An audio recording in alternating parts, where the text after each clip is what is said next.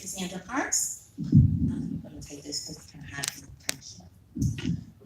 I thank you, first of all, for listening to your call and doing Heal the City every year.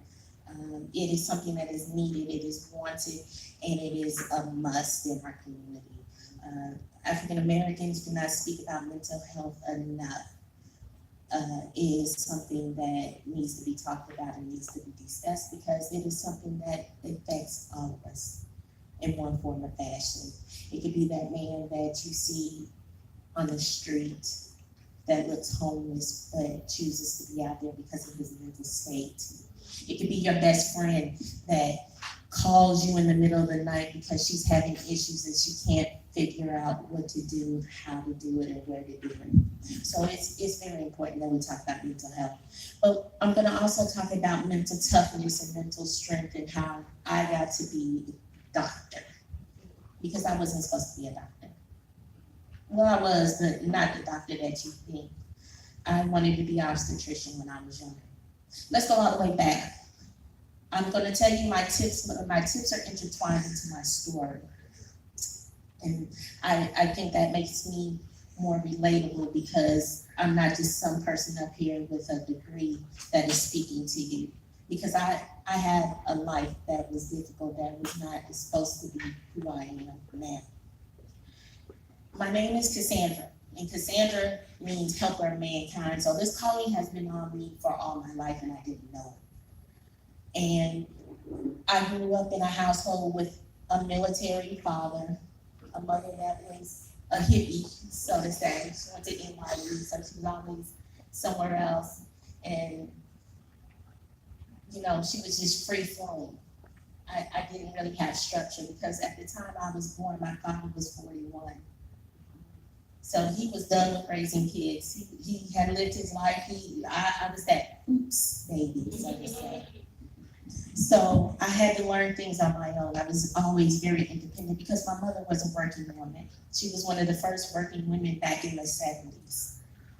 So I learned how to do things on my own. I learned to read when I was 2 because no one was there to read me stories. Either my mother was coming in from work and didn't have time, or my father was leaving for work because he worked at nights. So I had to learn how to do things on my own. I had several tragedies, one being that my father was a functioning alcoholic.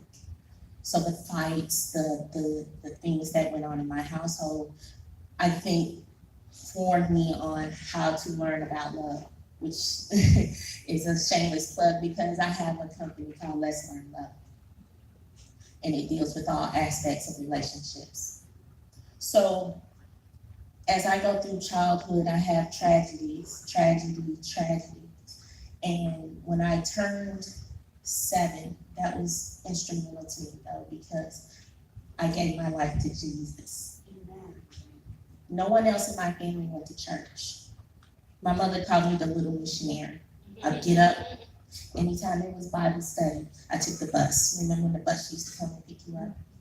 I would go and get on the bus by myself. Nobody else in my house would go to church.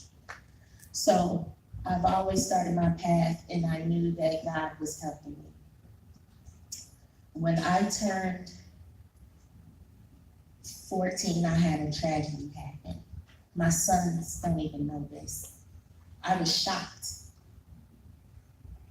and I could have died. I got shot in my throat because I was trying to not do something that I felt was wrong. I was almost raped.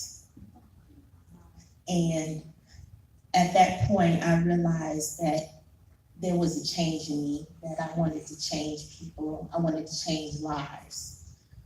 So as I went through high school, I was very embarrassed. I was the new girl. I didn't grow up with them, so I was always an outsider, as I felt. But I kept going. And I had a thing where I was learning and yearning for attention and love because even though my father gave it to me, I didn't realize that who I was and I was strong enough to be my own person. So comes college, I do well, but I have a moment. I went to the University of Georgia and I had a moment. I had all A's, but I freaked out in chemistry class because I had self-doubt. I didn't feel like I was worthy enough to be able to go to school and become a doctor. So I dropped all my classes, all of them, which was not very happy for my parents to hear, but it started me on my journey. I actually ended up enrolling in the psychology department, which was ironic at this point because my mother and I do not have a great relationship, but she's a psychologist. And I ran all those years because I didn't want to be like my mother. But I realized I'm not my mother. I'm doing things different than my mother, but I understand why she does it now. I never understood why she would deal with sexual abusers or murderers or people that have done armed robbery and things like that. I never understood why she worked with pardons and parole. But it wasn't the fact that she did pardons and parole and drug and substance abuse. It was the fact that it was in her to help people. And that was what was also in me. Flash forward to my first time I get married. I was in the Navy. I served in the Navy. And I married a guy because my father, as I told you, who was hands off on me, actually mentioned to me that he thought he was a good guy, that I should marry him. So I married him. And that's the first thing that I want to tell you when it comes to your relationship with yourself. You have to know yourself, you have to love yourself, because you don't know what you like or dislike at that point unless you know yourself.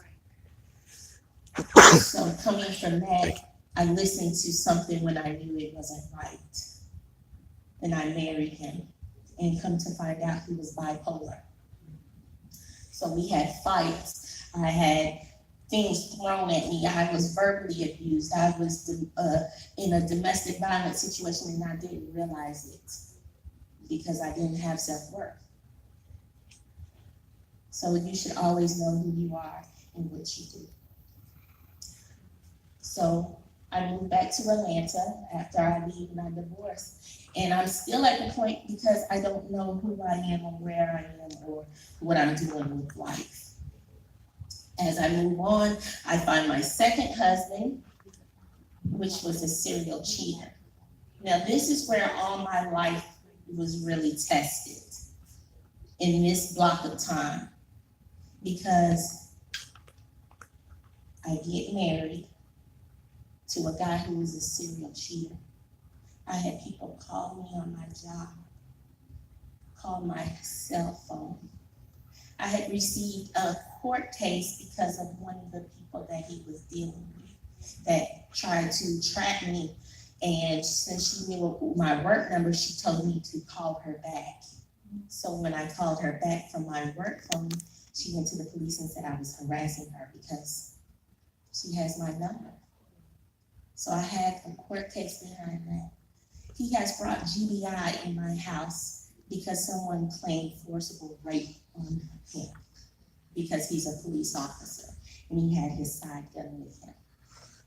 I'm out in October in the cold for 5 hours by GBI, Atlanta Police Department and Fulton County Police Department searched my house.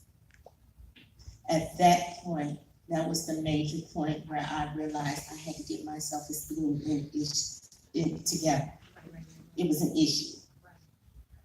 Because why am I sitting here with a guy who is doing this to me? Why? Because I was trying to keep my house together instead of learning that I wasn't great. Fast forward, I have a son. See, all this goes into mental toughness. I have a 7-year-old son, which is right there. His name is Tristan. Say hi, Tristan. Hi. Tristan was born with something called tuberous sclerosis, which is a disease where you can get major organs that have benign tumors on them. Only 1 in 68,000 children are born with that a day. and I was blessed to have him. Is it hard? Yes. The first 2 years of his life, he had 7 different types of doctors. He was not supposed to walk or talk. He was supposed to be blind.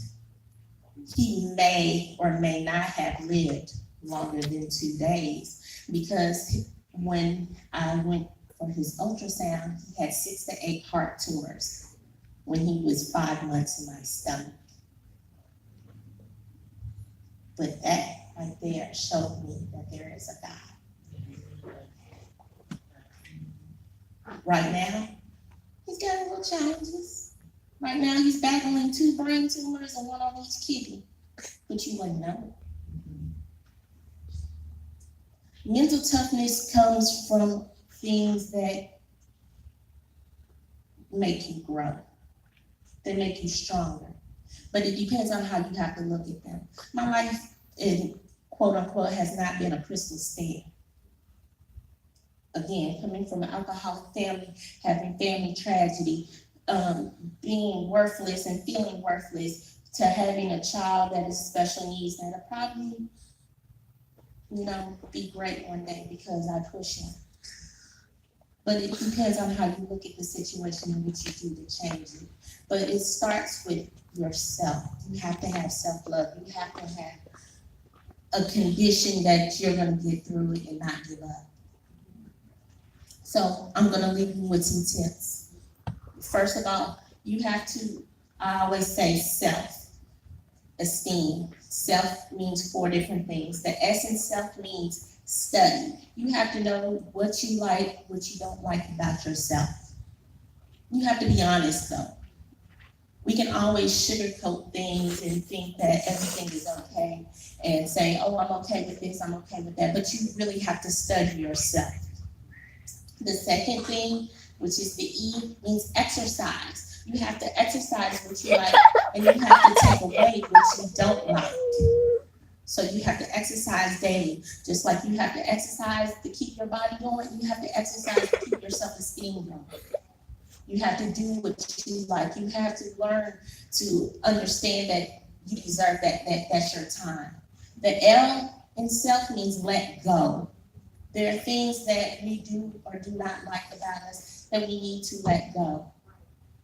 We can't harbor on that, because a lot of times we feel guilty. So we keep that in us, and that builds and builds, and that helps tear down your self-esteem. And the F in self is forgive.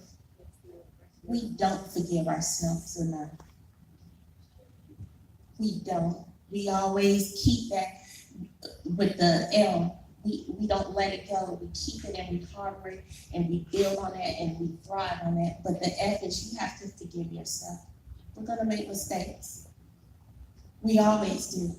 But you have to learn to forgive yourself in the mistake. So I hope that my self-tips will help you have good self-esteem. My name is Dr. Cassandra Parks, and thank you for your